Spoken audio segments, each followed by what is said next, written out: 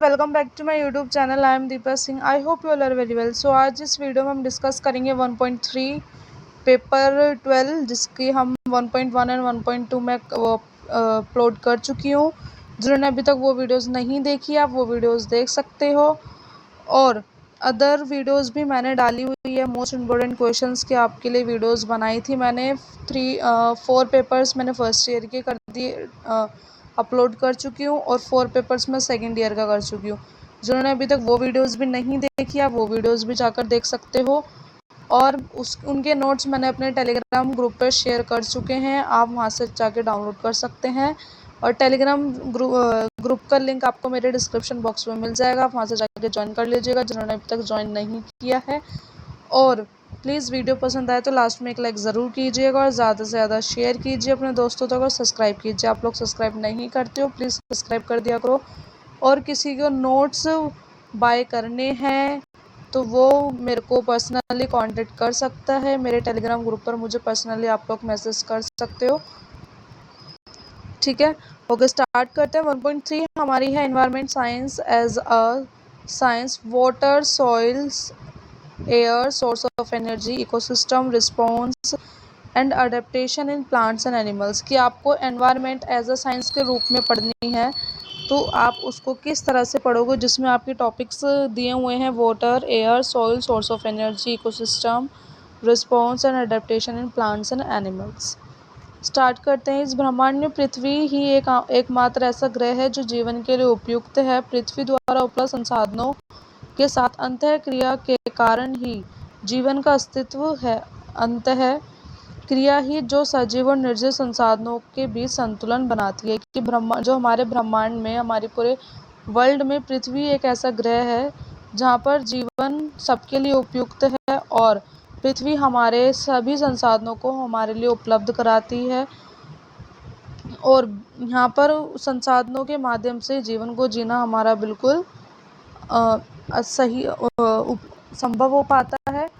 और पृथ्वी के द्वारा ही हम सजीव और निर्जीव संसाधनों के बीच संतुलन बना पाते हैं और दोनों को कायम रख पाते हैं। हमारे लिए 3 सबसे महत्वपूर्ण निर्जीव संसाधन है। वे है हवा, जिसमें हम सांस लेते हैं, दूसरा है पानी, जिसे हम पीते हैं, और वह है भूमि, जिस पर हम रहते हैं। ये 3 संसाधनों के बिना हमारा अस्तित्व जो है वो नहीं रह सकता, ना ही हम उसको सरवाइव कर सकते हैं, ठीक है। वायु गैसों का मिश्रण है जो 78% नाइट्रोजन, 21% ऑक्सीजन और बहुत कम प्रतिशत जलवाष्प और अन्य गैस से बना है। कि जो वायु है, वायु कैसे बनी है, जिसमें हम 78% नाइट्रोजन होती है, 21% ऑक्सीजन होता है, और जलवाष्प होता है, और अन्य सभी गैसें होती हैं। तथ्य यह है कि हवा में इतनी अधिक ऑक्सीजन होती है, इसका कारण यह नहीं कि पृथ्वी ने हमें उस संरचना के साथ वायुमंडल प्रदान किया है, बल्कि इसलिए कि पौधे जैसी जीवित चीज़ों 2 अरब साल पहले कार्बन डाइऑक्साइड से ऑक्सीजन का उत्पादन करती थी। कि ऑक्सीजन जो हवा के अंदर सबसे अधिक मात्रा में ऑक्सीजन पाई जाती है, और इसका कारण ये नहीं है कि सिर्फ वो हमें एक अच्छा वायुमंडल का स्ट्रक्चर हमें मिला हुआ है, बल्कि हमारे जो पृथ्वी पर पेड़ पौधे हैं, 2 अरब साल पहले ये था कि जो कार्बन डाइऑक्साइड पेड़ छोड़ते थे, उसी के माध्यम से ही हमारा ऑक्सीजन को बनाया गया था, जिससे हम सांस ले पाते हैं। नेक्स्ट है आपका, जानवरों के जीवित रहने के लिए हवा में ऑक्सीजन आवश्यक है, क्योंकि हम इस ऑक्सीजन का उपयोग अपने द्वारा खाए गए भोजन से ऊर्जा उत्पन्न करने के लिए करते हैं। कि जानवरों को जीवित रहने के लिए हवा में ऑक्सीजन की आवश्यक होती है, बल्कि जो हम लोग हैं, हम खाते पीते हैं, जो भी एनर्जी हमारे अंदर बनती है, उसमें भी ऑक्सीजन की आवश्यकता होती है। हम जो कार्बन डाइऑक्साइड सांस लेते हैं, वो पौधों का सूर्य से ऊर्जा ग्रहण करने और उसे भोजन में बदलने के लिए आवश्यक होती है। कि जो हम कार्बन डाइऑक्साइड सांस लेते हैं, वो छोड़ते हैं, और ऑक्सीजन जो लेते हैं, वो किसके कारण ले पाते हैं, कि जो सूर्य की एनर्जी से हम उसको लेकर पाते हैं, और जो पौधे हैं इस चीज़ का यूज़ करके करते हैं कि उसको भोजन में बदलने के लिए यूज़ करते हैं, ठीक है। नेक्स्ट है पानी। जल को जीवन का माध्यम कहा जाता है। ग्रह पर सभी जीवन जीने के लिए पानी की आवश्यकता होती है। जीवन के कुछ ऐसे रूप हैं जो हवा के बिना भी जीवित रह सकते हैं, कि जल को ही जीवन माना जाता है, एक माध्यम है जीने का हमारा। और हर एक ग्रह पर जीवन जीने के लिए पानी की अत्यधिक आवश्यकता होती है। जीवन के कुछ रूप ऐसे हैं जो हवा के बिना भी जीवित रह सकते हैं, बट पानी के बिना जीना इम्पॉसिबल है, क्योंकि जीवित कोशिकाओं में होने वाली सभी रासायनिक प्रतिक्रियाएं माध्यम के रूप में पानी का उपयोग करके होती है। पानी समुद्र, नदियों और झीलों से बड़े निकायों में से पाया जाता है। यह वायुमंडल में वाष्प के रूप में, बर्फ और ग्लेशियर बर्फ की अलमारियों में ठोस के रूप में भी पाया जाता है। कि वायुमंडल से, जो हमारा वायुमंडल है, उससे क्या होता है कि भाप बनकर पानी जो बादलों में समाता है, बर्फ बनती है जमकर, ये क्या होती है, ठोस के रूप में पाया जाता है। ठीक है। मिट्टी, जीवन जीने के लिए उपयोग खनिज पृथ्वी की ऊपरी परत में पाए जाते हैं, लेकिन इनमें से अधिकांश चट्टानों में भी पाए जाते हैं। कि अगर जीवन जीने के लिए ऐसे उपयोगी खनिज होते हैं कि जो पृथ्वी के ऊपरी परत पर ही पाए जाते हैं, और कुछ ऐसे होते हैं कि जो चट्टानों में पाए जाते हैं, मतलब जमीन के भीतर, जिनका उपयोग पौधे या जानवर नहीं कर सकते हैं। इसके बजाय हम उन्हें छोटे छोटे कणों में कुचलने की ज़रूरत है, जिन्हें हम मिट्टी कहते हैं। मिट्टी का निर्माण विभिन्न भूवैज्ञानिक, जलवायु और जैविक प्रक्रियाओं द्वारा चट्टानों के टूटने से होता है। मिट्टी में लोहा, जस्ता, नाइट्रोजन, यौगिक आदि जैसे खनिज पाए जाते हैं, जो जीवन को बनाए रखने के लिए अत्यधिक आवश्यक होते हैं। यह पानी भी रखता है इसमें, और इससे पौधे के लिए उपलब्ध कराता है। कि मतलब इस मिट्टी से ही मिट्टी के अंदर ही पानी रहता है, और मिट्टी के द्वारा ही हम पौधों की ग्रोथ कर पाते हैं। मिट्टी भी एक अशक है जिनसे हम लोहा, तांबा, सोना, एल्यूमिनियम जैसे धातु निकाल सकते हैं। नेक्स्ट आपका पशु अनुकूलन, मतलब एनिमल अडेप्टेशन। कि आप ऐसे कौन से एनिमल्स हैं जिनको आप अडेप्टेशन उसमें कर सकते हैं। जानवरों का सबसे महत्वपूर्ण अनुकूलन पूरी तरह से उनके निवास स्थान के प्रकार पर निर्भर करता है। पृथ्वी पर कई प्राकृतिक वातावरण है जो बड़े भौगोलिक क्षेत्रों में फैले हुए हैं। व्यापक अर्थ में यह क्षेत्र जहां विद्यमान है जीवमंडल कहलाता है। कि जानवरों को जो अनुकूल है, अडेप्टेशन किस बेस पे आप कर सकते हो, उनके रहने के स्थान पर। पृथ्वी पर ऐसे काफ़ी सारे प्राकृतिक वातावरण हैं जो भौगोलिक क्षेत्रों में ही पाए जाते हैं, और जहाँ जीवन उनका बिल्कुल जीना विद्यमान होता है, और उसको ही हम जीवमंडल कहते हैं। कि जहाँ पर जिस जगह हम जीवन अपना जी रहे हैं, उसको ही हम क्या करते हैं, अपना जीवमंडल बोलते हैं, जहाँ पर जानवर और हम सब अपना जीते हैं। रेगिस्तान में अत्यधिक तापमान में उतार चढ़ाव होता है। दिन के दौरान अत्यधिक गर्मी और रात में तापमान शून्य से नीचे रहता है। कि अगर रेगिस्तान के जानवरों की बात की जाए तो वहाँ क्या होता है, रेगिस्तान में जो तापमान है, अगर दिन के समय देखें तो वहाँ पर काफ़ी गर्मी रहती है, और रात के समय देखें तो मौसम ठंडा रहता है। तो इसी तरीके से मौसम में उतार चढ़ाव होता रहता है। और इसमें जल निकाय भी बहुत सीमित होता है। वहाँ पर रेगिस्तान जैसी जगहों पर जो जल है काफ़ी सीमित मात्रा में आपको मिलेगा, और बारिश भी बहुत कम होती है। लेकिन ऐसे कई जानवर है जो रेगिस्तान में जीवन जीने के लिए अच्छी तरह अनुकूलित होते हैं। कि ऐसे कई जानवर हैं जो उस रेगिस्तान जैसी जगह पर अपना जीवन जी पाते हैं। जैसे सबसे बड़ा एग्जाम्पल आपका ऊँट, लोमड़ी, सांप, कीड़े, जैक खरगोश, ये सारे ऐसे जानवर हैं जो रेगिस्तान जैसी जगहों पर जी पाते हैं। हालांकि रेगिस्तान में इन जानवरों का पानी की बातचीत से लेकर अधिक गर्मी से बचने तक कई बड़ी चुनौतियों का सामना करना पड़ता है। ये नहीं है, ऐसा होता है कि इन जानवरों में कि जो जानवर होते हैं वो क्या करते हैं कि इनमें पानी जैसे चीज़ों के लिए और भोजन के लिए और अपनी गर्मी से बचने के लिए काफ़ी सारी ऐसी अधिक समस्याएं होती है उनको, जिससे वो काफ़ी इस तरह से चैलेंजेस फेस कर पाते हैं इन चीज़ों में। विभिन्न पशुओं का अनुकूलन, पसीना कम करके जल का संरक्षण करना। कि जो क्या करते हैं कि पसीना कम करके जल का संरक्षण करते हैं, उसको इकट्ठा करते हैं। ऊँट बिना पसीना बहाए 40 डिग्री सेल्सियस के परिवेश या तापमान को झेलने में सक्षम होता है। ठंडे खून वाले जानवरों में पसीने की ग्रंथियों की पूरी तरह से कमी होती है। कि ऊँट में क्या होता है कि जो ठंडा खून पाया जाता है ऊँट के अंदर, तो उसमें क्या होता है कि जो उसको पसीना बहाने की जो पसीने की जो ग्रंथियाँ होती हैं उसमें क्या होती है वो काफ़ी कम रहती हैं, क्योंकि वे शरीर के तापमान को नियंत्रित करने के लिए बाहरी वातावरण पर निर्भर होते हैं। उत्सर्जन की विशिष्ट अवधि रेगिस्तान में पक्षी और सरीसृप पानी बनाए रखते हैं क्योंकि इनके चयापचय अपशिष्ट यूरिक एसिड नामक अघुलनशील सफ़ेद यौगिक के रूप में उत्सर्जित होते हैं। स्तनधारियों की तुलना में चयापचय अपशिष्ट यूरिया के माध्यम से उत्सर्जित होते हैं। वे काफ़ी अत्यधिक घुलनशील यौगिक होते हैं कि जो स्तनधारियों की तुलना में, स्तनधारी वो कौन से होते हैं कि जो मैमल्स, जो फीडिंग वाले जानवर होते हैं जिनको जो फीड कराते हैं, उन वाले जानवरों की अपेक्षा अन्य स्तनधारी जैसे जानवर वहाँ पर पाए जाते हैं ज़्यादातर।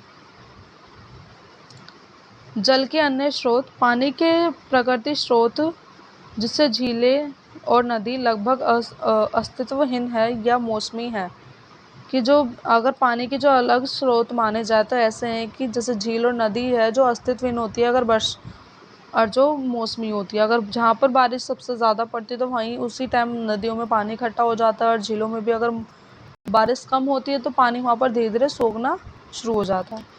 इसलिए जानवर कैक्टस जैसे रेगिस्तान पौधे से पानी प्राप्त करते हैं। कि जो जानवर होते हैं वहाँ के क्या करते हैं कि जो कैक्टस का पेड़ होता है कांटे वाला, उससे क्या करते हैं वो अपने उस पौधे के रस से अपने पानी की कमी को पूरा करते हैं। कुछ कीड़े पौधों के विभिन्न भागों से रस और अमृत जैसे तरल पदार्थ भी खींच लेते हैं। नेक्स्ट आपका पौधों का अनुकूलन। यह ज्ञात है कि अस्तित्व पर पृथ्वी पर पौधों की लगभग 3 लाख प्रजातियां हैं। जानवरों की तरह पौधों का जीवन भी अपने अस्तित्व के लिए विभिन्न मूलभूत आवश्यकताओं पर निर्भर करता है। कि अगर देखा जाए तो हमारी जो पृथ्वी पर पौधों की 3 लाख प्रजातियां हैं, और जिस तरह जानवरों का जीवन बिना पानी के, बिना हवा के जीना मुमकिन हो जाता है, उसी तरह से पेड़ों के लिए भी ये चीज़ रहती है कि वो भी अपनी काफ़ी सारी ऐसे संसाधन या आवश्यकताओं पर निर्भर होते हैं। विकास के लिए प्रकाश, पानी, हवा, मिट्टी, पोषक तत्व और उपयुक्त जलवायु परिस्थिति आवश्यक है। कि पौधों के विकास के लिए एक तो प्रकाश, सूरज की रोशनी, पानी, हवा, मिट्टी, पोषक तत्व, ये पदार्थ मिलने ज़रूरी है। अगर ये पदार्थ अगर सही रूप में अगर पौधे को प्राप्त हो रहे हैं, जो प्लांट है वो या हमारे पेड़ हैं वो पूरी तरह से ग्रोथ करेंगे। अगर इन्हीं चीज़ों की कमी होती है तो प्लांट क्या होते हैं, सूख जाते हैं, वो ग्रो नहीं करते हैं। पौधों का अनुकूलन। रेगिस्तान इतने शुष्क और गर्म है कि उनमें जीवन की कल्पना करना असंभव है। इन शुष्क परिस्थितियों के बावजूद कुछ पौधे यहाँ पनपने के लिए अनुकूलित हो गए हैं। कि अगर रेगिस्तान जैसी जगहों पर अगर देखा जाए तो इतना गर्म मौसम होता है कि वहाँ पर अपना जीवन जीना भी आप उसकी इमेजिनेशन भी नहीं कर सकते, तो वहाँ रहना भी असंभव ही होता है। और ऐसी परिस्थितियों में ऐसे कुछ पौधे हैं कि जो अपना जीवन ऐसी जगहों पर जी पाते हैं कि वो उनकी जो ग्रोथ है वहाँ पनप पाते हैं। रसीले ऐसे पौधे जो अपनी संशोधित तनों और पत्तियों में पानी जमा कर सकते हैं। कि ऐसे पेड़ पौधे वहाँ पाए जाते हैं कि जो वो अपने तनों में और अपनी पत्तियों में क्या करते हैं, पानी को इकट्ठा कर लेते हैं। कैक्टिक पर मौजूद कांटे अतिरिक्त पानी की हानि को रोकने में भी मदद करते हैं। कुछ पौधों की जड़ें लंबी और गहरी होती है जो ज़मीन से सोख सकती हैं। कि जो पेड़ होते हैं उनकी जो जड़ें और वो होती है कि मतलब वहाँ के रेगिस्तान में जो कुछ पेड़ ऐसे होते हैं कि जिनकी जड़ें काफ़ी ज़मीन के काफ़ी अंदर तक जाई हुई होती है, गहरी होती है, जिससे वो क्या करते हैं, पानी को सोख लेते हैं। ऊर्जा बचाने के लिए अन्य पौधे कम उगते हैं। कि काफ़ी सारी ऊर्जा, एनर्जी को बचाने के लिए जो अलग पौधे होते हैं वो कम उगते हैं। अनुकूलन का दूसरा रूप सुसप्तावस्था है, जो कुछ बीज तब तक सुप्तावस्था में रहते हैं जब तक उन्हें विकास के लिए पानी की आवश्यक पानी नहीं मिल पाता है। कि अनुकूलन के लिए अगर दूसरा अगर ऐसा पौधा होता है कि अगर उसको प्रॉपर विकास के लिए पानी नहीं मिलता है तो वो क्या होता है कि वो पौधा अपना ग्रो नहीं कर पाता है। ऐसी स्थितियों में जमीन स्तर के पौधे वसंत ऋतु के दौरान फूलना शुरू कर देते हैं। ऐसा इसलिए क्योंकि पतझड़ के दौरान अन्य पेड़ अपने पत्ते गिरा देते हैं। कि अगर ऐसी स्थिति में क्या होता है कि वसंत ऋतु जब आती है, जो पेड़ होते हैं काफ़ी अच्छे से ग्रो करते हैं, और जब पतझड़ का मौसम आता है का तो उसमें क्या होता है कि पेड़ पौधे अपनी पत्तियों सूखी पत्तियों को झाड़ देते हैं, जिसका मतलब है कि अधिक धूप जंगल के फर्श तक पहुंचती है। कि जो पतझड़ का मौसम कब आता है कि जब सूरज की रोशनी जो होती है वो अधिक रूप में अधिक मात्रा में ज़मीन तक पहुंचती है, जब वो पतझड़ वाला मौसम लगता है और जब पत्ते जो पेड़ के पत्ते होते हैं वो सूखना शुरू हो जाते हैं। जमीन के स्तर पौधों की अन्य प्रजातियां कम रोशनी में प्रकाश संश्लेषण करने के लिए अनुकूलित होती है। कि जमीन के स्तर के जो पौधे होते हैं वहाँ पर क्या होता है कि जो उनकी जो प्रजातियां होती हैं कम प्रकाश को पहुँचने तक ऐसे एडेप्टिव प्लांट्स भी होते हैं कि जहाँ पर उनको वो उस धूप में ग्रो भी कर पाते हैं। कुछ प्लांट्स ऐसे होते हैं कि उस धूप से बचने के लिए अपने आप में एक छाया उनकी बन जाती है।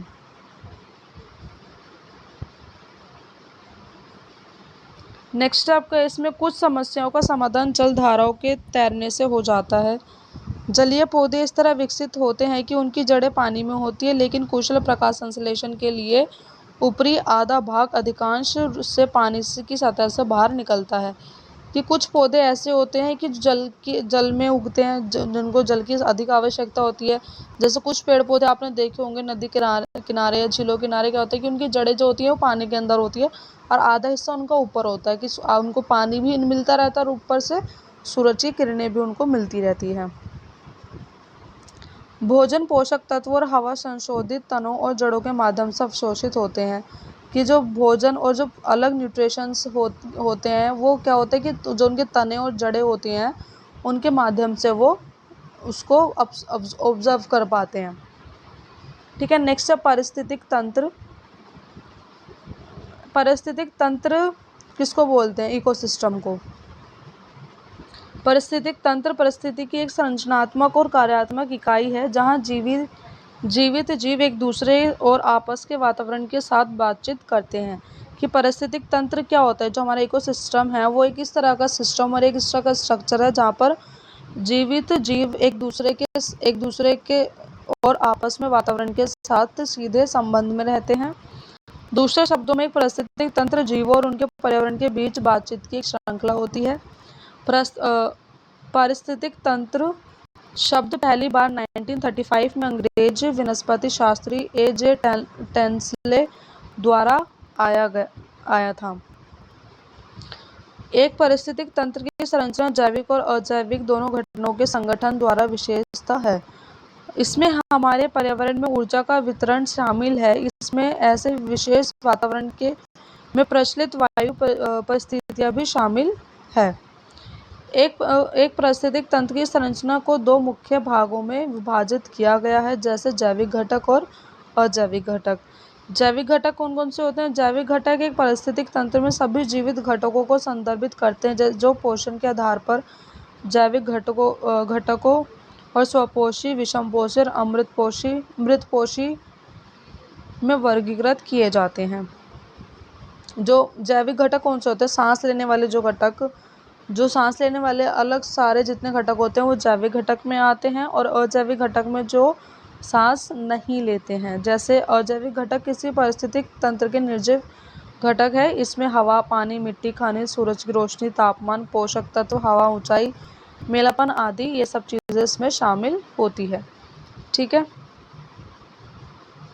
नेक्स्ट है ऊर्जा के स्रोत, सोर्स ऑफ एनर्जी। विभिन्न प्रकार की ऊर्जा स्रोत हैं जिन्हें विभिन्न भागों में विभाजित किया जा सकता है। सूर्य केवल ऊर्जा का स्रोत नहीं है, ऐसे काफ़ी सारे स्रोत हैं जिनसे ऊर्जा पाई जाती है और इन्हें काफ़ी सारे भागों में विभाजित किया है। सिर्फ एक सूर्य ही नहीं है जिससे हम एनर्जी ले सकते हैं। भूतापीय ऊर्जा, परमाणु ऊर्जा, बायोमास ऊर्जा, पवन ऊर्जा, पेट्रोल, कुछ अन्य महत्वपूर्ण स्रोत है कि जिनसे हम एनर्जी प्रोड्यूस कर पाते हैं, जिनसे ऊर्जा निकाली जा सकती है। स्थिरता की विशेषता के आधार पर ऊर्जा को दो मुख्य प्रकार में वर्गीकृत किया गया है, जैसे कि नवीकरणीय और गैर नवीकरणीय। ऊर्जा के पारंपरिक और गैर पारंपरिक स्रोत दो अन्य प्रकार की ऊर्जा के स्रोत हैं जो ऊर्जा की खपत और उपयोग में महत्वपूर्ण भूमिका निभाते हैं, कि ऊर्जा को बनाने में काफ़ी अपना महत्वपूर्ण योगदान देते हैं। सो ये थी हमारी 1.3 जिसमें हमने इकोसिस्टम, वाटर, सॉइल, एयर और सोर्स ऑफ एनर्जी के बारे में पढ़ा। होपफुली आपको अच्छे से समझ में आया होगा। और प्लीज़ वीडियो पसंद आई हो तो लास्ट में एक लाइक ज़रूर कीजिएगा और अपने दोस्तों तक शेयर कीजिए और सब्सक्राइब कीजिए। आप लोग सब्सक्राइब नहीं करते यार, सब्सक्राइब कर दिया करो। और मैं आपको बार बार बताती हूँ, आपको मेरे चैनल पे नोट्स हिंदी इंग्लिश दोनों में ही मिलेंगे और साथ ही जितने भी अदर नोट्स हैं वो मैं अपने टेलीग्राम चैनल पर शेयर कर चुकी हूँ। और ये पीडीएफ जब मेरा कंप्लीट हो जाएगा, ये पीडीएफ को आप 100 रुपीज़ में बाय कर सकते हो ऑन माई टेलीग्राम। आप लोग जिसको ये पीडीएफ चाहिए वो मुझे 100 रुपीज़ पे कर सकता है और इस नोट्स को बाय कर सकता है। आपको ओवरऑल यूनिट 1 से लेकर यूनिट 5 तक मिलेंगे और बहुत कम प्राइस में आपको नोट्स मिलेंगे। आपको कहीं भी नहीं मिलेंगे। आप बुक्स भी लोगे तो बुक्स भी प्रॉपर नहीं मिलेगी इसकी, ठीक है।